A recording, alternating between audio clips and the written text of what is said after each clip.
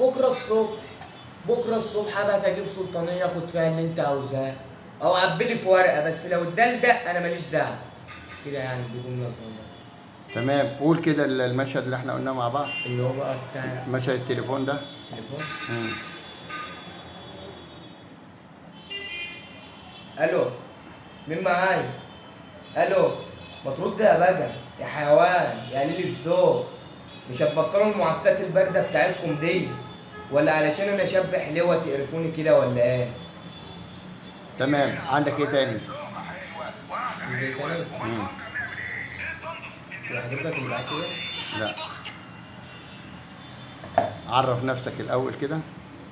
اعرف نفسي؟ اه، ايوه ايوه.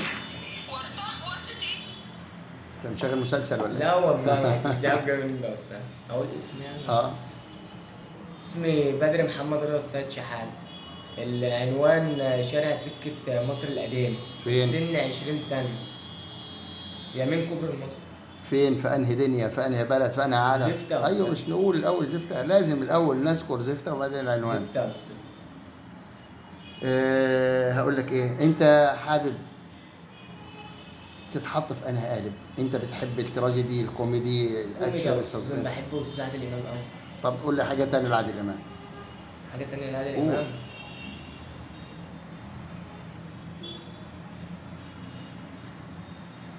ولا عرفة أوامرك يا ست تفيدة، عايزاه عيني. حتة كده. قول زي ما انت عايز. شغال. شغال زي الفل، قول زي ما انت عايز.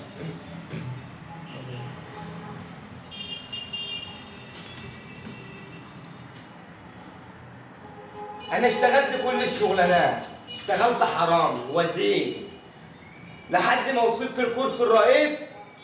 حضرات الساده المواطنون، ان انا ان انا بس كده. انا حاجه صغيره كده. ان انا